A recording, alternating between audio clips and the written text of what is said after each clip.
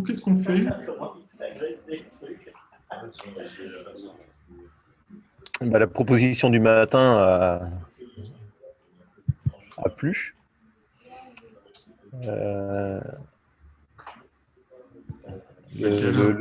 Le GitHub sur l'exploration de comment gérer les side effects. Ah oui, ça peut être pas mal ça, ouais. Ouais. Ok, bah, donc je vais mettre. Attends, je vais mettre en place le. Non, attends. Hop, du coup, je vais me faire un clone local.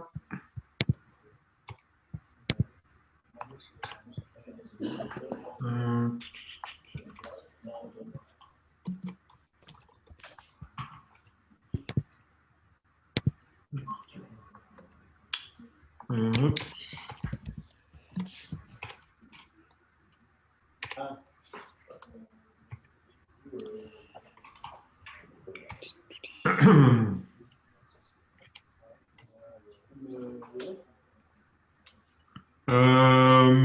Hop. Ok, j'y suis. Du coup, maintenant, je vais partager le VS Code.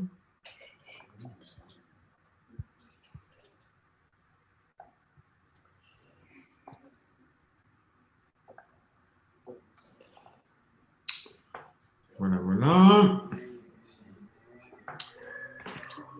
Ça démarre.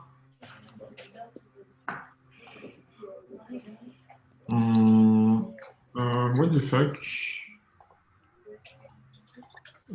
Fail to install the join session manually.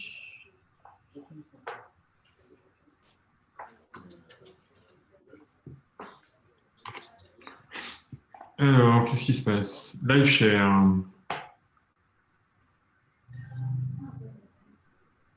Ok. Ok, du coup, je copie le lien.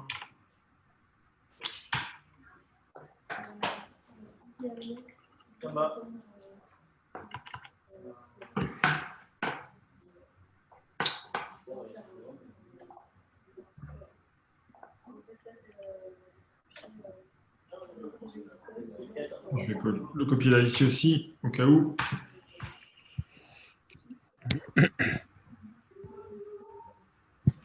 Prêt, tu l'as le lien? Ouais, ça a l'air bon. Du coup, c'est toi qui enregistre ou... Ouais, ou toi, non, mais vas-y. Ok, c'est parti. Je vais tenter un truc, je vais partager tout mon desktop, comme ça, si à un moment donné, je vais sur des explications sur Chrome ou je ne sais quoi, on les verra dans l'enregistrement. Ah, ouais.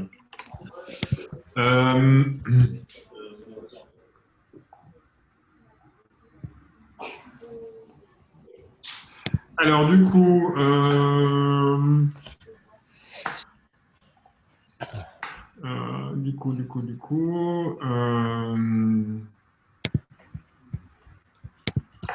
Alors, est-ce que ça build, ce bordel? Donc, je vais partager un terminal aussi. Ça...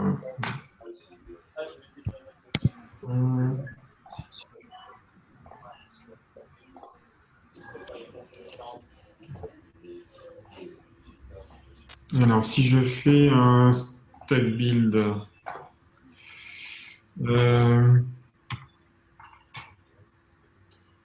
Ok. Alors, vous m'excuserez, mais je suis en train de changer de clavier, alors c'est un peu... C'est encore un petit peu hectique. Dans 6 mois, ça devrait être bon. Ouais, mais le problème, c'est que j'ai pas le choix, donc je pense que je vais être obligé de m'y atteler. Mon médecin l'exige, donc bon. Mais il fait bien, il fait bien. Et tu passes à quoi, du coup? J'ai un clavier qui s'appelle Ergodox Easy, qui est un clavier, en fait, avec des mains séparées. Ouais, je vois, ouais. Ouais, tu le connais, ouais. C'est pas mal, c'est un collègue qui me l'a fait plaisir. Mais ouais, c'est vrai qu'au début, ça fait tout drôle. Ouais, c'est super chiant. Bah, je suis passé de 60 mots par minute à 15, donc... donc évidemment, Alors, si je fais un stack test, bon, alors, ce qui est cool, c'est que ça va plus vite que la dernière fois pour builder.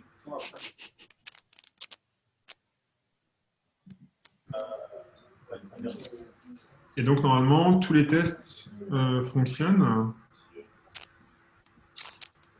OK. Du coup, alors, l'idée, c'était quoi? C'était en fait de comparer. Donc, il y avait Eric, qui est un scaler fou, ancien scalaïste fou. Il a travaillé sur un projet en fait, de comment gérer des modules. Et donc, ça répond un peu à la question que... Enfin, c'est une réponse à la question que posait Jocelyn sur le Slack, qui est, mais comment structurer des projets un peu importants? Comment structurer des applications? Et la réponse, c'est qu'il n'y en a pas. Enfin, il n'y a pas de réponse canonique, en fait. Donc, du coup, c'est un peu... OK.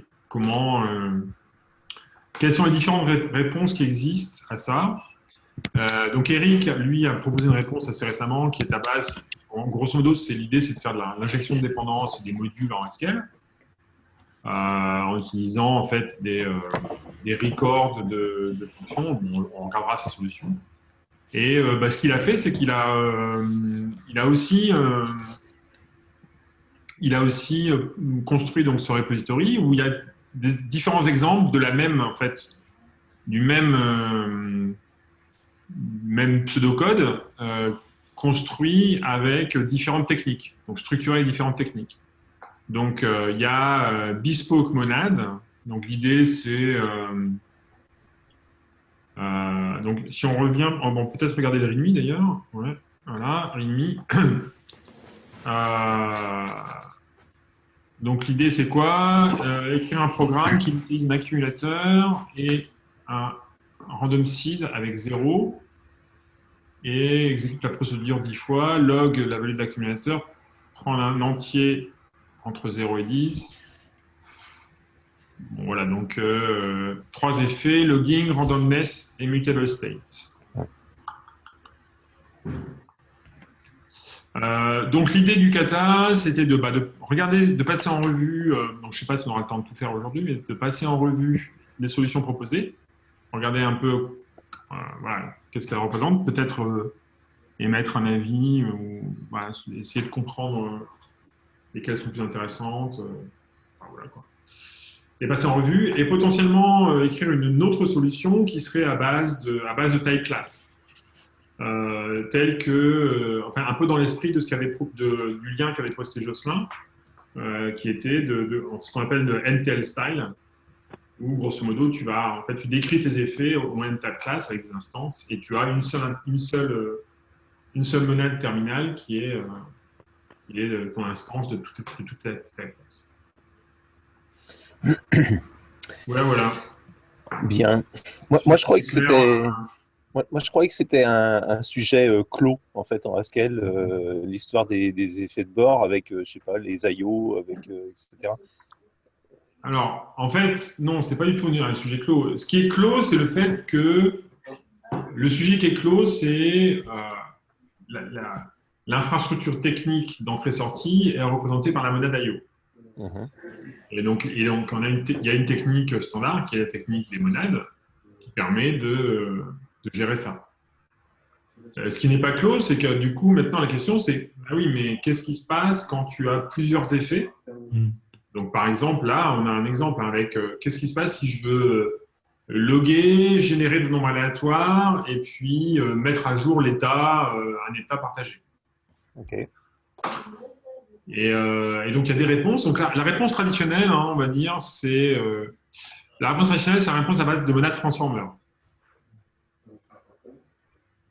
Alors, Eric a été sympa, il a même donné les liens sur les langages, sur les papiers de recherche correspondants. Donc, on voit que ça date de 95. Hein. Alors, donc ça, c'est vraiment du code standard. Enfin, c'est assez classique. Hein. C'est vraiment l'approche Haskell classique. Donc, qu'est-ce qu'on fait? On définit en fait un type calcul comme étant un empilement de monades transformer. Donc là, qu'est-ce qu'on a? On a un truc qui s'appelle rand. Rand, je ne sais pas d'où ça vient. Ça va venir de monade, voilà, ça va venir de contrôle monade random. Ah oui, ça vient de contrôle monade random. Donc on a en fait un empilement de monades. Donc on a une pile de transformers qui vont encapsuler une monade à l'intérieur, qui est la monade rand ici. Et puis par-dessus, on va avoir un transformer state, et par-dessus, on va avoir un writer. Le writer étant le truc qui log, en fait. Ok.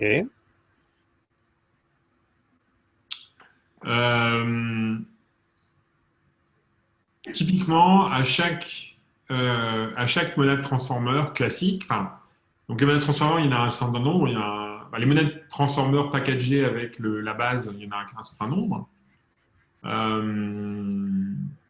Et ces transformers, en fait, pour chaque type concret de transformer, est définie une interface sous la forme d'une tag class. Donc, par exemple, ici, on a un monade writer qui correspond à writer t, monade state qui correspond à state t, monade random qui correspond à round.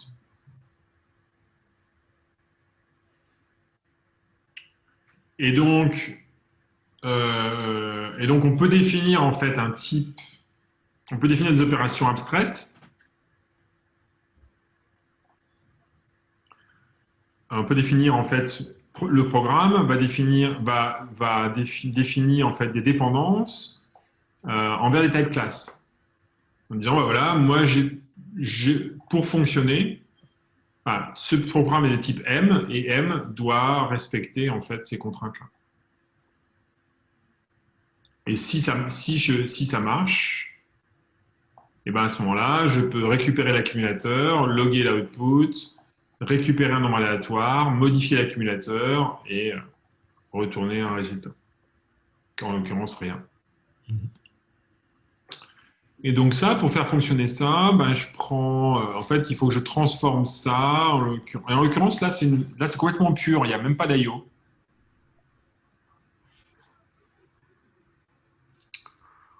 Puisque, ici, je prends une computation qui est donc un stack de monades, et puis je vais interpréter en fait chaque pelure de l'oignon en appliquant la fonction run qui va bien à chaque étape. Donc c'est ce que je fais là en fait. Et donc on voit, donc ça, il n'y a pas d'IO en fait, tout ça c'est pur.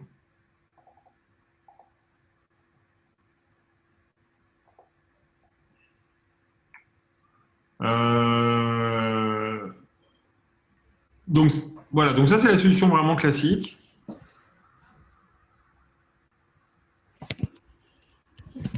Et on voit même qu'elle est relativement classique parce qu'en fait, il n'y a pas besoin de trop d'extensions de langage.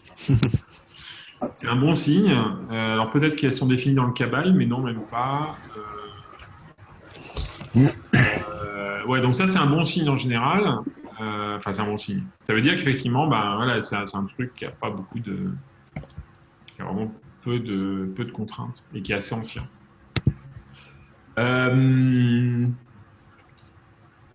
Et donc, cette solution est pas mal en fait, non? Oui, non. Il y a un mérite par rapport à ce que j'ai vu hier, c'est qu'il y a peu de boilerplate parce que dès qu'il y a des free monades, ce genre de choses, il y a quand même pas mal de boilerplate et dans la conf f-in-hunger, il y a quand même pas mal de boilerplate et ça brouille un peu la vue, quoi, pardon. Ouais, tout à fait. Alors là, on n'a pas de boilerplate parce qu'en fait, on utilise des trucs qui ont déjà été définis pour nous. Mais tu vois, en fait, alors c'est bien, mais on triche un petit peu parce que par exemple ici, tu vois, si ton métier c'est pas de générer dans l'aléatoire, mais c'est de mettre à jour des comptes bancaires, par exemple, ta monade, elle n'est pas définie, quoi.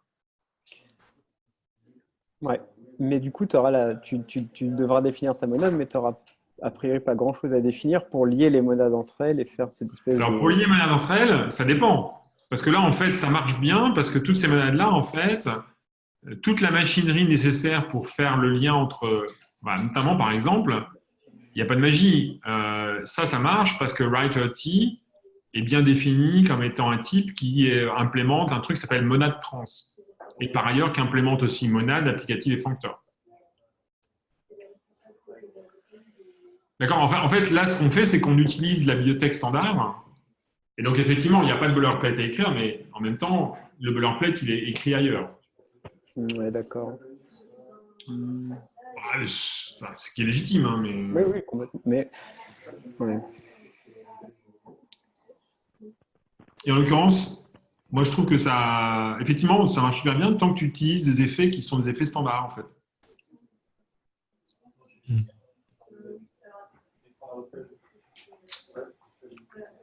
Alors, peut-être regarder la Big Spoke monade. Ouais, avant, en fait, il y a des tests. Ouais. Tu veux qu'on regarde les tests? En fait, deux questions. Ouais. Je comprends pas son test. Il a un expected output. Comment il sait les nombres aléatoires qui vont être tirés, en fait? Ah. Bah, parce qu'en fait, tu le sais parce que la seed, elle est fixée.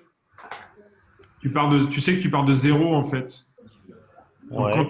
quand la seed, elle est fixée, en fait, la séquence de nombres aléatoires est fixée. Parce que ce n'est pas des nombres aléatoires. Ah, ok. D'accord. D'accord. Et c'est pour ça que si tu veux avoir des vrais nombres aléatoires, il faut travailler dans I/O.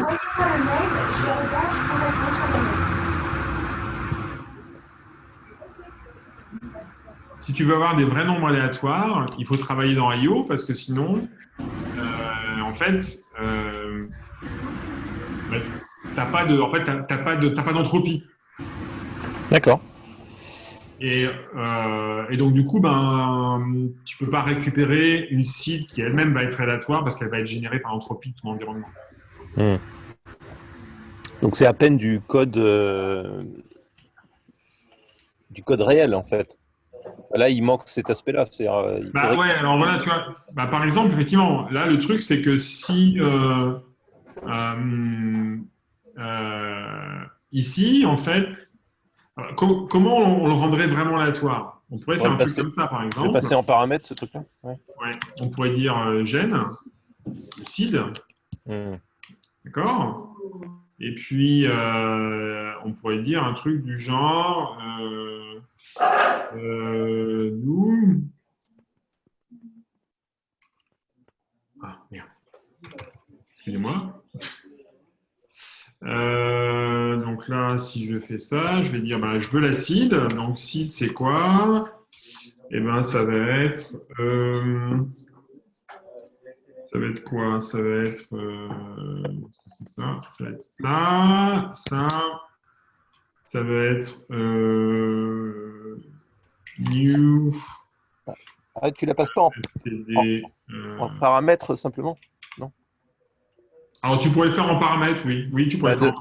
Oui. Comme ça, c'est ton test qui porte le contexte, en fait. Tout à fait. Ouais. Donc, tu pourrais le faire comme ça, effectivement. Tu pourrais le faire comme ça. Donc, tu pourrais avoir un truc qui s'appelle Shift STD. Voilà. Oui, tu as raison. C'est plus propre. Voilà. Ok. Et donc, du coup, alors ça, si je lance le test, ça va plus marcher. Non. Et là, tu es obligé de mettre ça, non? Ouais. Ouais. Ok.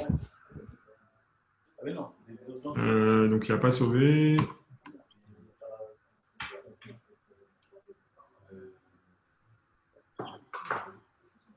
Voilà, donc là, il dit, ouais, ça marche pas. Ici, la transformer. Alors, oui, là, tiens, c'est marrant. Le free model utilise la monade transformer. On va laisser ça de côté pour l'instant. Ouais, non, d'accord. Et zut, j'avais une autre question. Ah oui, avant de passer à une autre approche, en fait, qu'est-ce qui n'est pas... Pourquoi d'autres approches? Qu'est-ce qui n'est pas satisfaisant, en fait? Alors, il y a, premièrement, ce qui n'est pas satisfaisant, c'est que, c'est ce que je disais, c'est qu'en fait, ça marche très bien tant que tu es dans les monades standards, en fait. Donc, tu as quelques monades qui sont déjà définies, mais en fait, dès que tu veux commencer à définir des monades qui ne sont pas standards, par exemple, tu vois, une monade mettre à jour des numéros de compte ou faire du vrai log sur un fichier ou des conneries comme ça, en fait, là, ça commence déjà à être nettement moins sympa parce que du coup, tu as tout le boilerplate à écrire pour que la machinerie des transformers fonctionne. D'accord. Donc, les transformers, c'est très bien quand tu utilises des trucs déjà définis. Quand tu dois les faire toi-même à la main, c'est déjà moins drôle. Ok. Et puis, un deuxième problème qui se pose, c'est qu'en fait, les transformers, du coup, alors, c'est moins vrai, c'est pas vrai lorsque tu utilises cette syntaxe-là avec les MTL, avec les tags classes, mais donc les transformers avec les transformers avec les tags classes, là, ça enlève un inconvénient des transformers qui est le fait que l'ordre est fixé, en fait. Donc ici, quand tu figes en fait l'ordre, mais l'ordre il est fixé à l'interprétation, donc ça va, c'est ok, c'est pas trop un problème. Donc le principal inconvénient, c'est que c'est quand même pas si simple que ça dès que tu veux faire tes custom monades. Ok. Et d'ailleurs, on peut voir ici au niveau de la bespoke monade en fait. Qui, grosso modo, fait tout ça, mais à la main. En fait, c'est quand tu as une monade à toi. Donc là, tu vas définir tes propres calculs. Et donc là, c'est là où ça devient moins drôle parce que là, il faut redéfinir en fait toutes les instances nécessaires. Applicatives, monades. Donc, selon les cas, c'est plus ou moins sympa.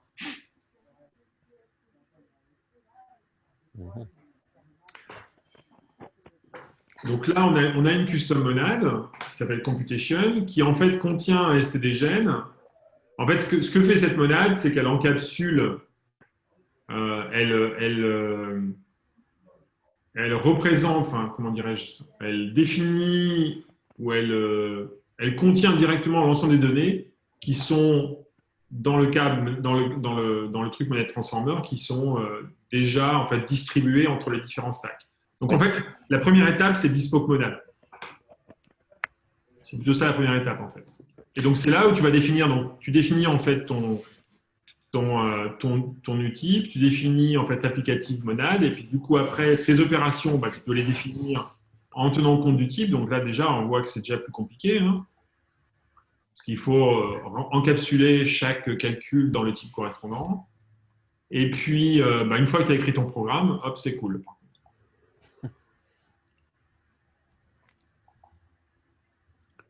Donc ce que représente Monad Transformer, c'est justement le fait que il va gérer pour toi la représentation du calcul monadique, du contexte monadique.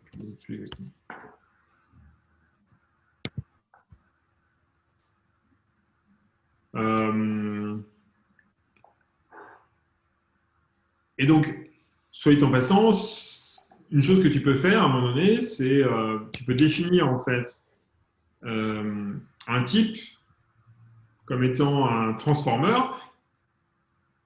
avec une monade sous-jacente. Voilà. Et du coup, à ce moment-là, en fait, un des trucs standards qu'on fait, c'est que tu définis, au lieu de définir directement new type computation, tu vas définir un truc qui va être, tu définis new type computation T, computation T, qui est un transformer, tu définis une monade sous-jacente, tu définis ici, voilà, et tu vas du coup dire, tu auras un type alias en disant type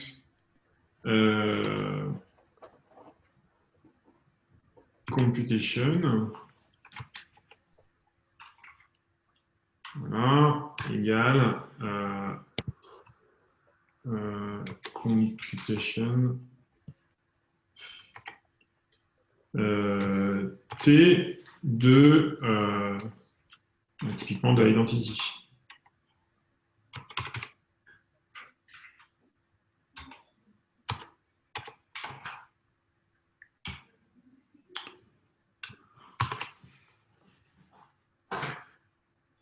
Donc, ce que font WriterT, StateT et tous les autres, bah, c'est qu'en fait, ils définissent une monade concrète qui va être un transformer.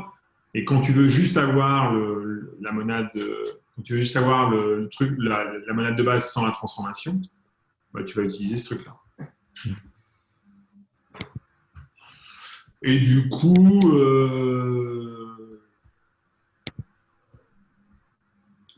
là, il faut faire un run identity en fait. Run identity.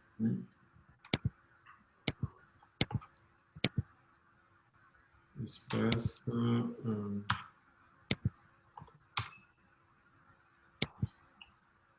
Le dollar. Espace. Voilà. Et donc ça, du coup, est-ce que ça marche? Est-ce que ça fait quelque chose?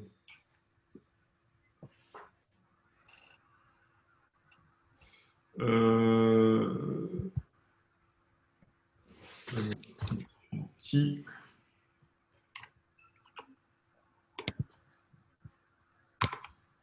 Ah oui, ok. Forcément.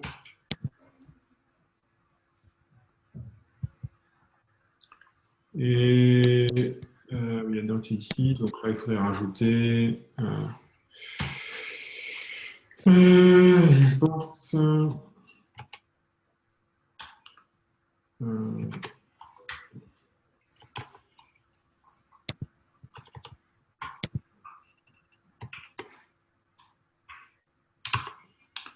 contrôle monade identity.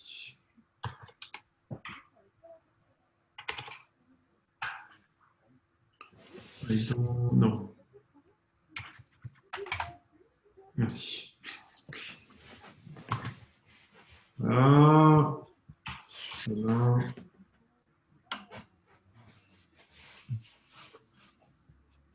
Ah oui, alors, du coup, voilà. Donc ça, c'est plus computation, c'est computation. Bon, bref. Oui. Peut-être pas aller jusqu'au bout, mais peut-être pas aller jusqu'au bout du geste. Je me dis c'est pas très compliqué, parce que ici. Donc à chaque fois, voilà, on est obligé de. Oui, alors du coup, là, ça devient drôle. Ouais, en fait, c'est là où ça devient drôle. C'est qu'en fait, quand je veux commencer à définir ça, ben, comme computation T ici, si je veux le définir de manière générale, ben, je dois supposer que. Voilà. Je dois supposer que computation. En fait, c'est pas computation T, mais c'est computation T de M. Et que M doit implémenter applicative. En fait, c'est intéressant parce que là, on est en train de répondre à c'est quoi le problème avec Monad Transformer, quoi. Voilà, c'est ça. Voilà. Et le problème et la solution, c'est que du coup, grosso modo, ce que te fait Monad Transformer, bah, c'est qu'il te gère tout ça pour toi. Mais donc, c'est cool. Mais sauf que dès que tu dois définir tes propres monades, bah, ça marche moins bien. Et donc là, du coup, bah, c'est pareil pour Monadem. Alors oui, là, il manque quelque chose, puisque maintenant, il va falloir, comme ce que je récupère, en fait, ici, le résultat de ce truc-là, ça va être pure, en fait. D'accord? Voilà. Et puis ici, bah, ça va être, il faut que je définisse app. Et puis, il y a un autre truc que je vais devoir faire à un moment donné, c'est que si je veux vraiment que ce soit un transformer, il faut que je dise, en plus, que ce soit... il va falloir que je définisse une instance de... ok, d'accord. C'est gentil. Une instance de monade trans.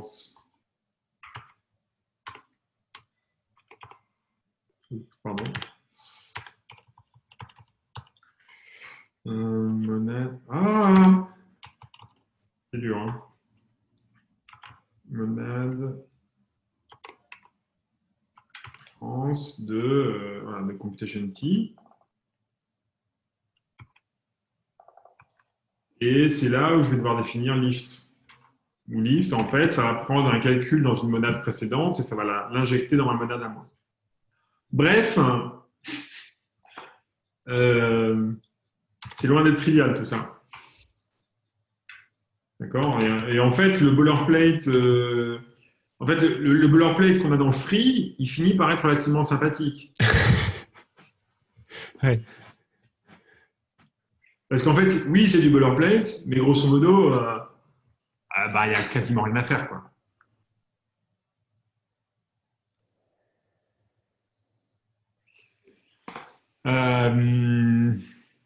Donc là, si on regarde la solution Freemonade, on voit là qu'on a défini une Freemonade sur des opérations. Et donc, la différence par rapport à Monade Transformer ou Bespoke Monade, la différence par rapport à Monade Transformer, c'est que ici, on définit bien les opérations comme étant des opérations dans un type operations. Donc, on limite en fait le type d'opération. Et après, on va interpréter ces opérations dans un autre type. Et là, il se trouve que, histoire que ce soit plus drôle, on l'interprète dans le monade transformer qu'on a défini avant. Mais on pourrait l'interpréter directement dans l'IO, en fait. Donc, du coup, cette partie-là, en fait, l'intérêt de FreeMonad, c'est que du coup, cette partie transform ici, on l'écrit une fois pour chaque. Donc, c'est une transformation naturelle. On l'écrit une fois pour chaque paire de types, donc depuis opération vers le type dans lequel on l'interprète concrètement. Mais du coup, ça veut dire qu'on peut, avec le même programme, changer d'interpréteur. Ce qu'on pourrait faire ici aussi, d'ailleurs, en passant. Sauf qu'il faudrait, en fait, redéfinir chacun des run-run, run-state, MKSTDG. Donc, en fait, ce qui est intéressant, moi, je trouve, c'est que, du coup, on n'est pas tout à fait au même niveau d'abstraction, en fait. Et moi, c'est un peu ce que je trouve intéressant avec l'approche des FreeMonad, c'est qu'en fait, le niveau d'abstraction que tu vas définir, c'est une abstraction de ton métier, entre guillemets. Les operations. Oui. Je suis tombé sur un article aussi qui doit s'appeler quelque chose comme The Three Layers Haskell App, un truc comme ça. Oui, c'est un article de Matt Parsons, je crois. Ouais, où il dit en fait, il y a plusieurs manières de voir les choses et elles ne s'appliquent pas forcément aux mêmes couches finalement. Et du coup, on peut les combiner. On peut les combiner parce qu'elles ont tous leurs intérêts. Ouais. Oui, c'est un très bon article. Ouais. Si tu peux reposter le lien dans le. Je peux complètement. Dans le Slack, ça peut être sympa, ouais. Et je trouve qu'effectivement, il met bien en perspective les différentes approches, et en particulier une autre approche qu'on n'a pas vue, c'est ce qu'on appelle RIO, qui est l'idée d'avoir une monade en fait au top level, qui est en fait d'avoir une seule monade, et même un seul transformer, qui est une ressource IO, qui en fait va gérer toutes tes ressources d'entrée-sortie, et va gérer toutes tes IO, et après tu redescends à un autre niveau où tu vas pouvoir la structurer soit avec des MTL, soit avec des FreeMonad. Je ne sais plus dans quel sens il le fait d'ailleurs. Il me semble qu'il y a une layer qui est en fait la layer pure. Oui. En fait, grosso modo, il réinvente l'architecture hexagonale. Hein, mais... C'est ça. Et c'est sa conclusion d'ailleurs. Il dit qu'en fait, il cherchait des noms aux layers et en fait, finalement, la première, c'est la layer impérative, la dernière, c'est fonctionnel et l'intermédiaire, c'est Object-Oriented Programming. C'est un peu... Il y a un peu de ça, ouais. Ouais.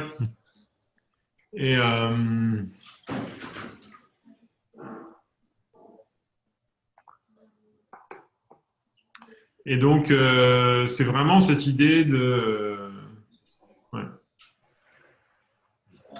Son article est vraiment très bien. Et en plus, il est court. Oui.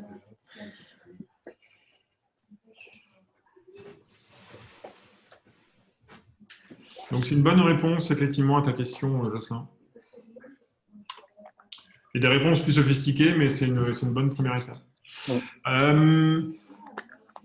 Ouais, et donc du coup, effectivement, donc là on était au niveau FreeMonad. Alors, ce que rajoute Extensible Effect, alors outre beaucoup d'extensions de type,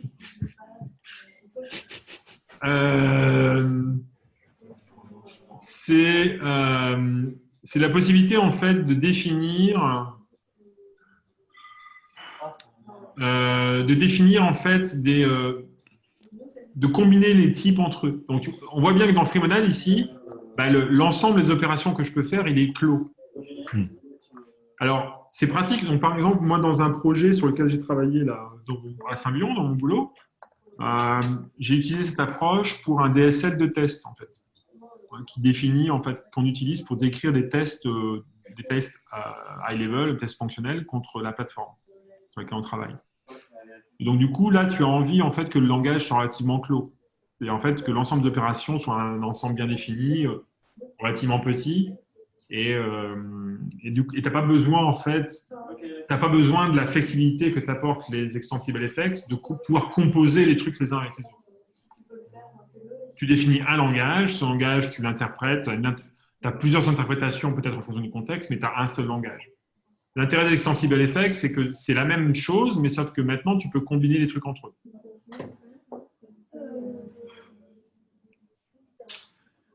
Et du coup, ouais, voilà. Donc du coup, là, les différentes.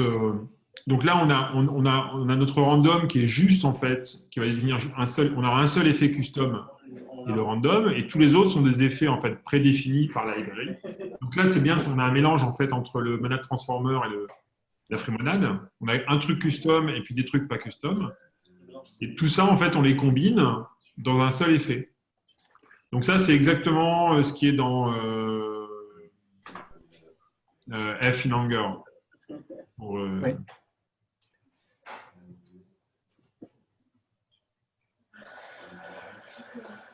Complètement. Donc le programme reste le même. Hein. Les contraintes changent un peu, mais le programme reste le même. Par contre, ce qui va changer, ça va être, en fait, ce qu'on va devoir rajouter, c'est qu'on va devoir rajouter une interprétation des effets custom. Parce que l'idée, c'est que pour chaque effet, tu vas définir pour chaque effet un interpréteur. Tu peux en définir plusieurs, mais tu vas en utiliser qu'un à chaque fois. Et chacun d'entre eux, et chacun de ces interpréteurs, en fait, vraiment interprète cet effet potentiellement en ignorant tous les autres effets. Ou pas d'ailleurs. Donc c'est vraiment ce que rajoute Extensible Effects, c'est vraiment la flexibilité. Et au prix effectivement d'un peu de boilerplate qui est ce boilerplate là. Enfin, je ne sais pas si c'est vraiment du boilerplate parce que c'est du code métier quand même. Mais il y a le code qui interprète quelque chose. Si on regarde par rapport au monad transformer, en fait, c'est là où on va faire la génération aléatoire. Le get random.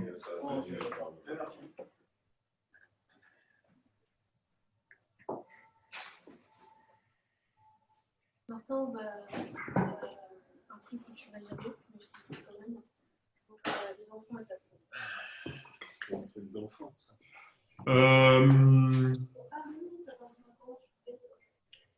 Ouais, bon.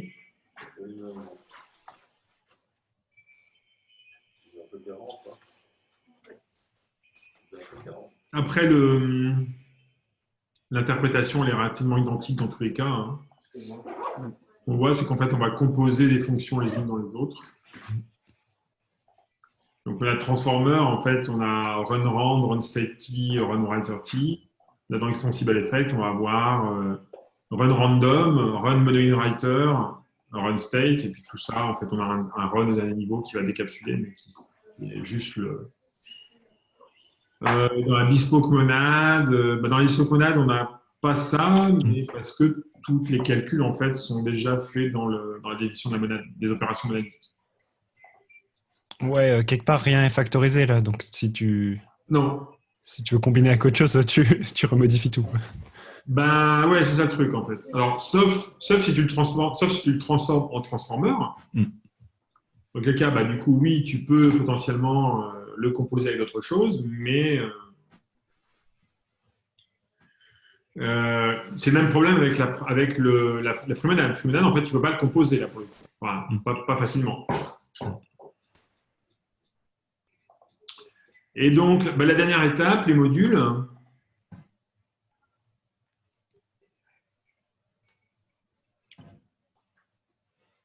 Alors là, je ne sais pas pourquoi il y a des IO.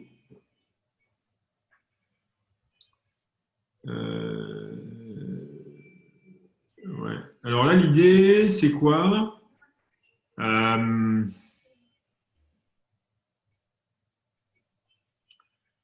L'idée, c'est que chaque effet est représenté par un record de fonction.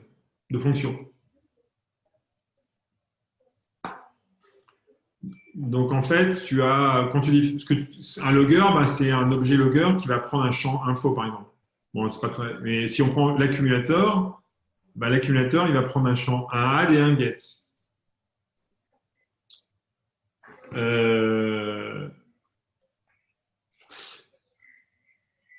Et du coup, alors c'est là où on voit un petit peu de machinerie.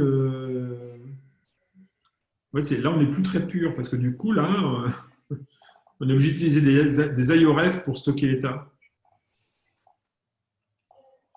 C'est moche. Donc en fait, on a perdu la transparence référentielle de l'accumulateur.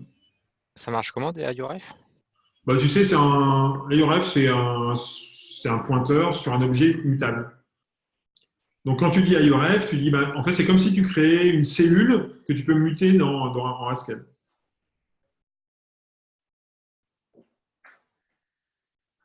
Non, c'est pas clair.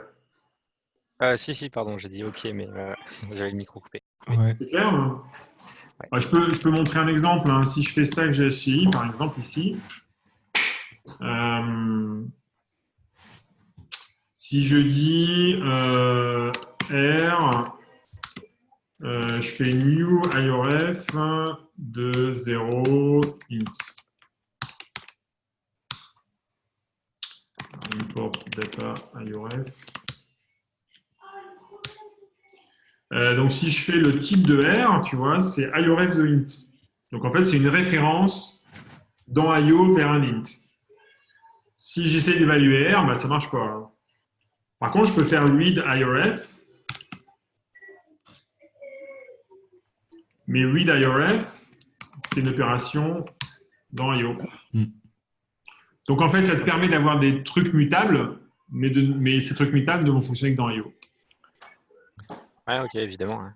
Bah oui. Mais du coup, ça reste Enfin, je suis débutant, mais ça reste une super mauvaise pratique de manipuler des IOREF dans nos fonctions pures, non? Ouais, mais là c'est pas ce qu'on fait. Parce que tu regardes, là, tu notes que la fonction, elle s'appelle IO, en fait. Oui. Et que par ailleurs, le add et le get ont bien le type IO qui va bien. Donc, ils ne sont pas purs, en fait. Donc, on ne ment pas. Il n'y a pas de mensonge ici. On dit bien, enfin, il n'y a pas de promesse. On dit bien, bah, tout se passe dans IO, donc bah, vas-y. Si tu n'es pas dans IO, tu es mort. Mais c'est un peu chiant si l'accumulateur c'était ton métier, ça veut dire que d'un coup tout ton métier il est dans IO quoi. C'est ça. Ouais, alors c'est ça le problème en fait, et c'est un peu, en fait ça m'étonne, je sais pas pourquoi il a mis ça dans l'IO. Et c'est quasiment impossible à tester ce système parce que si tout est dans IO, tu peux pas permuter ton effet avec un mock. Ben ouais, là c'est chiant, ouais. Alors je pense que l'idée c'est que tu pourrais avoir un truc comme ça en fait.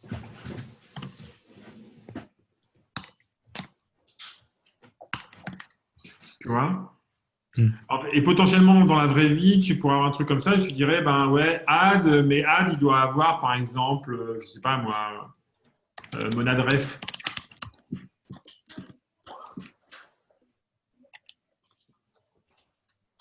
Ouais.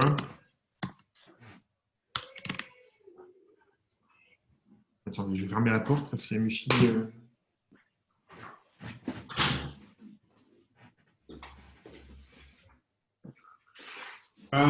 Ouais, je suis un peu étonné parce que tous les autres sont purs et celui-là n'est pas pur.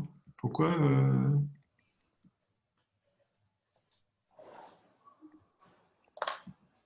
Donc, dans la vraie vie, tu ferais un truc dans ce goût-là, effectivement. Tu paramétriserais le type avec un IO. Celui qui a enfin, ce qui est un peu surprenant, c'est que du coup, tu n'aurais pas vraiment besoin de. Ouais, c'est assez étrange en fait. Je sais pas pourquoi il fait ça comme ça.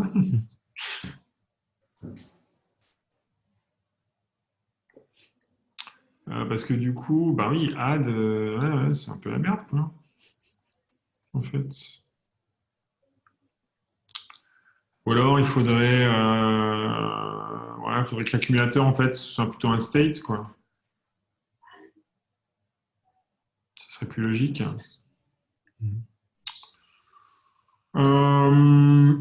Et donc, ouais, alors ce que fait le truc d'Eric, c'est qu'en fait, il rajoute un. En fait, l'idée, c'était d'avoir un moyen, en fait, d'enregistrer des. Ouais, mais en fait, c'est vraiment de la gestion de dépendance. Hein.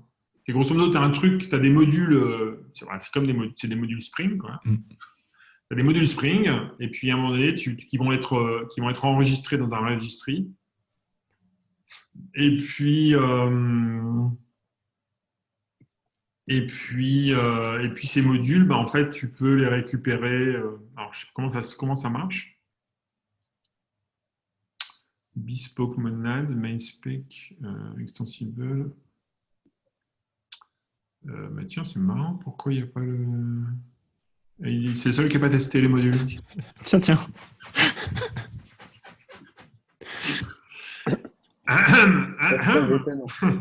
Moment gênant. Ouais, c'est curieux ça.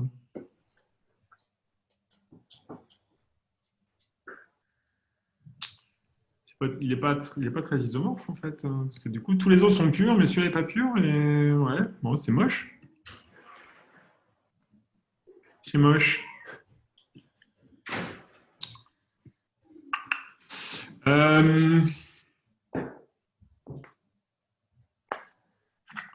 Ouais, et donc j'ai une discussion avec Eric justement ce week-end où je disais, mais en fait, ce que tu fais là, le fait de définir un type de données en lui passant en paramètres, avec un record, avec des champs et des fonctions, bah, c'est la même chose qu'une type class.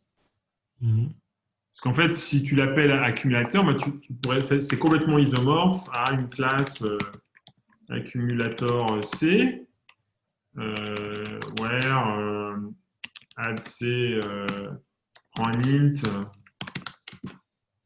et puis un get C, un truc dans ce goût-là, quoi. Et du coup, tu pourras avoir envie de définir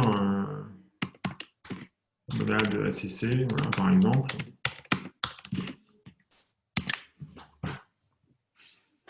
En fait, juste, et ça c'est un truc effectivement, mais ce que fait Haskell lorsqu'il rencontre une contrainte comme ça lorsqu'il rencontre une contrainte de type class, si on regarde par exemple ici dans monade transform, ouais.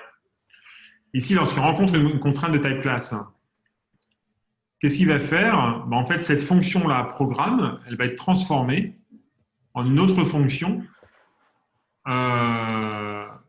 qui va prendre en paramètre ce qu'on appelle un dictionnaire, qui est en fait le record contenant les fonctions correspondant à l'implémentation de M pour la monad writer. Et je crois que ça, mais on peut même le voir en fait si je fais load monad.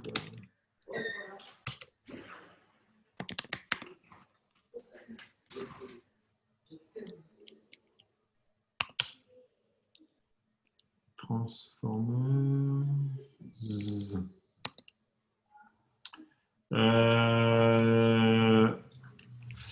Alors, je ne sais plus s'il y a.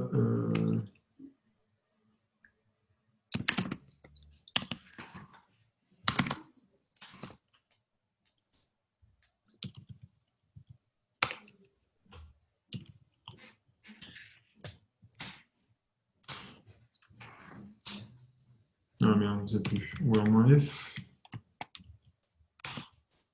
Merde. Bon, je ne sais plus. Il y a un moyen de voir en fait ce que produit GHC. Mais grosso modo, ce qui passe en paramètres ici, ça va être. En fait, mais c'est de la même manière que dans le langage objet, en fait. Le self ou le this, il est implicite. Et ben là, c'est pareil, en fait. Le code réel qui est généré, c'est que tu vas appeler le champ getAccumulator de l'objet correspondant à la fonction accumulateur, donc en l'occurrence au get donc à l'objet monad state qui est passé en paramètre, qui est le dictionnaire de monad state. Et ce que fait le GHC, c'est que s'il connaît le type à la compilation, il va résoudre ça à la compilation. Mais s'il ne le connaît pas, il va le résoudre dynamiquement. Comme de l'objet, en fait.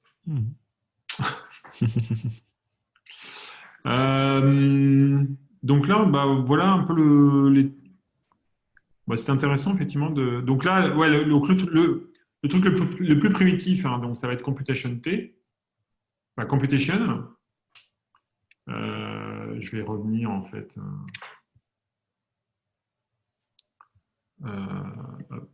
Open Editor, je vais revenir dans Git. Hop. Discard change. Discard. Voilà. Discard. Voilà. Ouais. Et donc, du coup.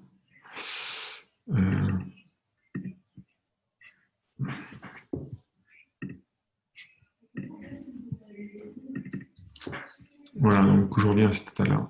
Et donc dans Monad Transformer, si je vais le virer aussi, dans le save. Voilà.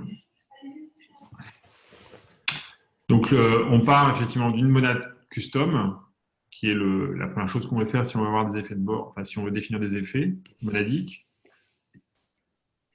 On va abstraire au travers de Monad Transformer en utilisant les trucs qui sont déjà prédéfinis. Et puis après, on peut utiliser des free monades ou définir des opérations custom, des monades custom et les mélanger. Et si on veut utiliser des free monades, on peut utiliser des extensible effects pour mélanger différents effets les uns aux autres. Et l'idée des modules, c'est de pouvoir définir des effets comme étant des modules qu'on va aussi être capable de mélanger les uns avec les autres. Ouais, bon.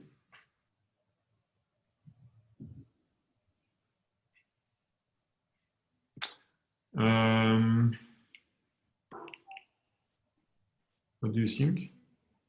Est-ce que c'est clair?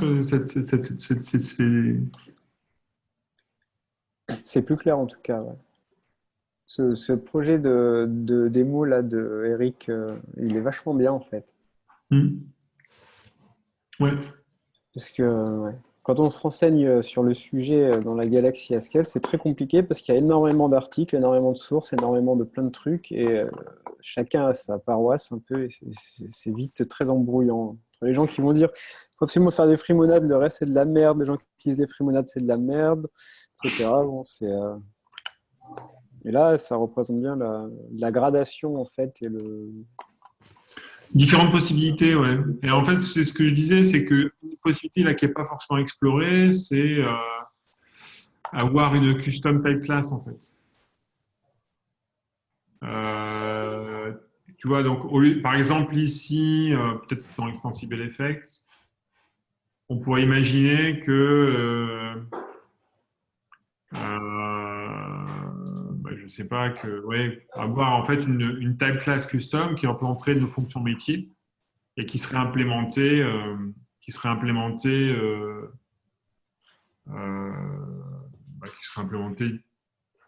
par une monade sous-jacente fournie par le CM. En fait, c'est ça le truc, c'est ce qui me perturbe un petit peu dans ce code, c'est qu'on mélange, du métier en fait avec de l'infra, de la technique. Et en fait, tu auras envie de dire, mais si mon métier c'est d'avoir des accumulateurs et des randoms, j'aurais envie de réifier ça en fait dans une table classe, dans une table classe à moi. Donc ce serait un truc du genre, on peut essayer de le construire vite fait. Hein.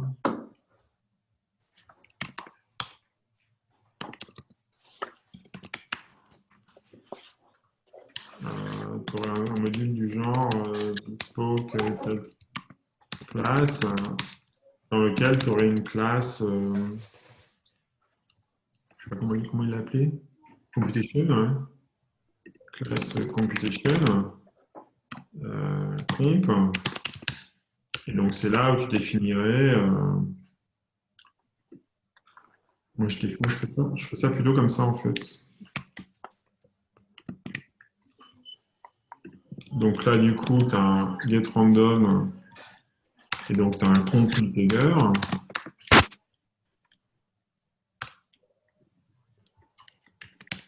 De la même manière, en fait, on définit une interface.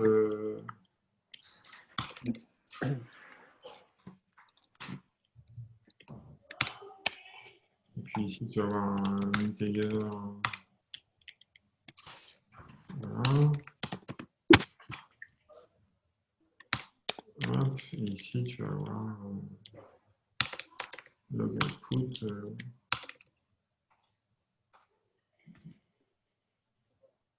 Et là, tu as envie de définir que comp, c'est une monade.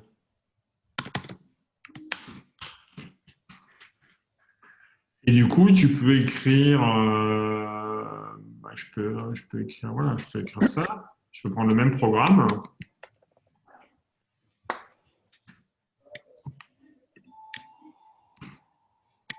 Et ça, est-ce que ça build?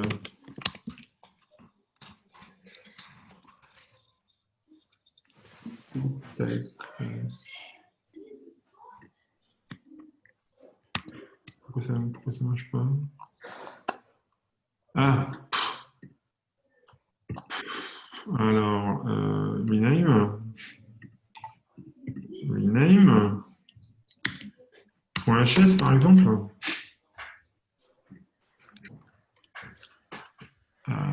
Computation.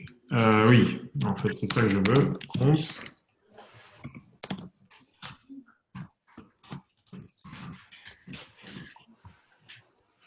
En fait, ça compile. Hein. Bon, modulo replicatem.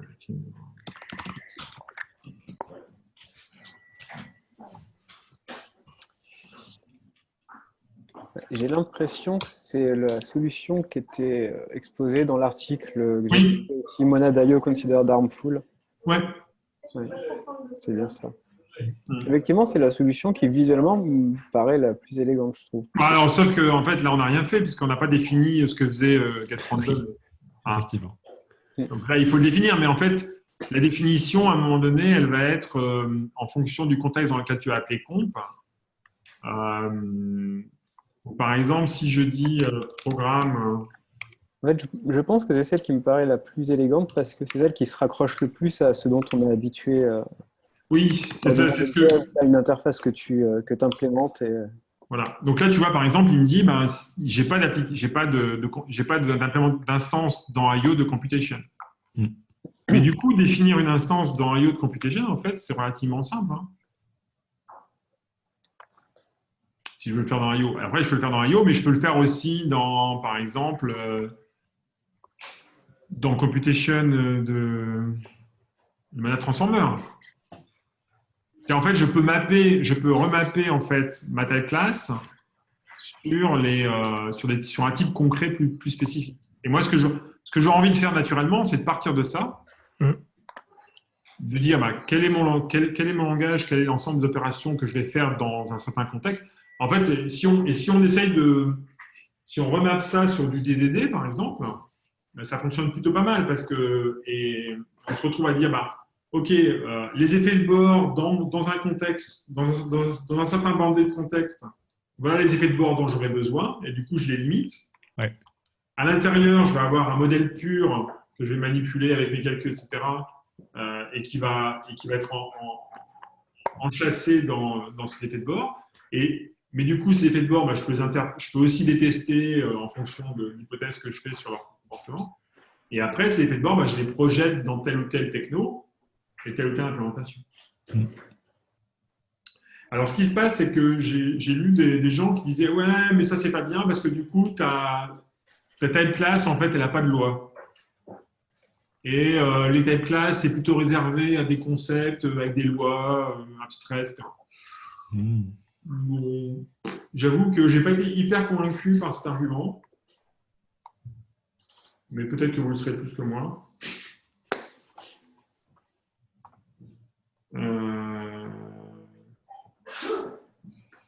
Moi, comme ça me parle bien, quoi, ce truc. Un peu capillotracté, l'argument. Est-ce qu'il y a des scalaïstes dans la salle, par hasard? Non. Non, on dirait pas. Ok, je pose pas ma question, du coup, elle n'apportera pas une discussion très intéressante. Bon, qu'est-ce que, je sais pas, des remarques, avis, même méta? Est-ce que c'était une expérience intéressante? J'ai beaucoup parlé. Un peu comme d'habitude, j'allais dire, mais... Ouais, moi je m'attendais à ce qu'on code plus de trucs en coding dojo. Et puis là, j'étais un peu paumé sur pas mal de trucs, donc Ouais, c'est un sujet pas débutant en fait. Ouais, pareil, hein, ça me passe largement au-dessus de la cafetière. Ça m'a juste rappelé, tu sais, je t'en avais parlé d'un article Hexagonal Architecture and Free Monad, Two Related Design Patterns. Ça te dit quelque chose, Arnaud? Hexagonal Architecture and Free Monad. Ouais. Tout related, non, ça me dit rien. Et en fait, ça parle. Je peux poster le lien. Ouais, si vous connaissez bien, c'est intéressant. Il me semble que c'est celui-ci que j'avais lu et qui m'avait fait comprendre des choses, et notamment ce que tu disais sur. Je définis en fait dans mon type class tout le vocabulaire, toutes les opérations en fait de mon domaine, et ensuite je vais l'interpréter dans un contexte que je tisse, un coup pour mes tests, un coup pour ma vraie vie.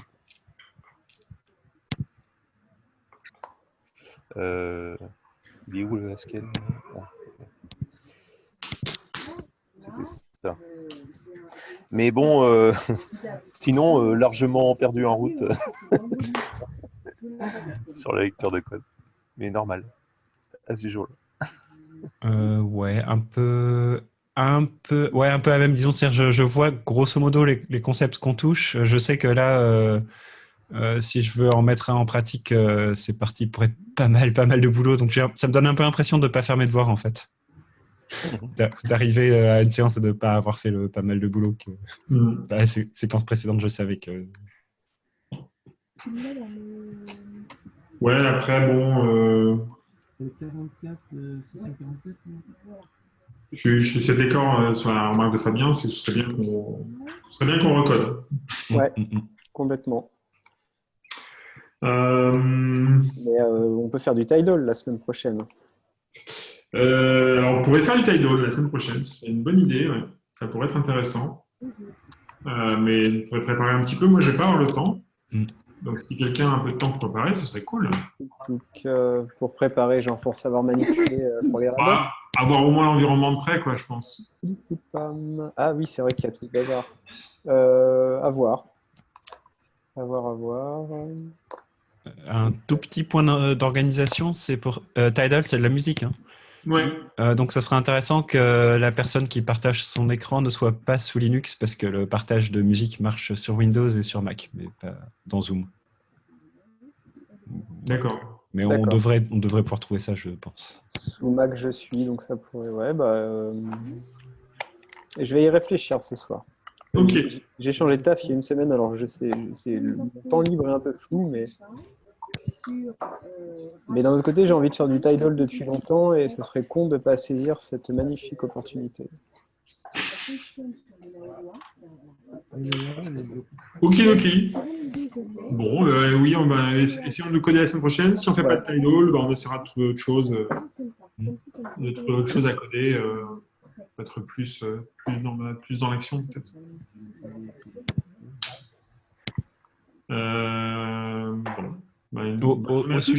Au sujet de ma remarque de ne pas faire ses devoirs, est-ce que si je fais mes devoirs, ce qui reste à voir, est-ce que ça intéresserait du monde de refaire un des sujets qu'on a vu récemment, mais au rythme de quelqu'un qui découvre, quoi? Enfin, qui vient de découvrir. Ouais, moi, j'ai commencé à regarder les vidéos que tu avais diffusées sur YouTube. Et du coup, là, c'est bon, c'est à mon rythme. Je peux mettre en pause, je peux googler des trucs en même temps. Je sais pas, je vais sûrement devoir bosser un peu pour suivre le rythme, rattraper un peu le retard. En gros, ma question, c'était si, par exemple, je bosse là le sujet de composition de composition d'appli, qu'à la fin, je fais « Ah, ça y est, j'ai compris ». Est-ce qu'en recoder un ensemble plutôt que revisiter du code existant, ça pourrait intéresser du monde ou est-ce que Mais je pense que pas ce plus? serait intéressant, peut-être, Fred, c'est de compléter cet exercice de ton côté, d'en faire un petit kata et de le faire avec tout le monde. En fait. Voilà, c'est ça ma question. Ouais, mais en fait, je pense que là, on a fait un décortiquage avec du code existant. Effectivement, je pense que ça aurait été mieux de partir. Le problème, c'est que comparer toutes les approches en les écrivant from scratch, c'est compliqué.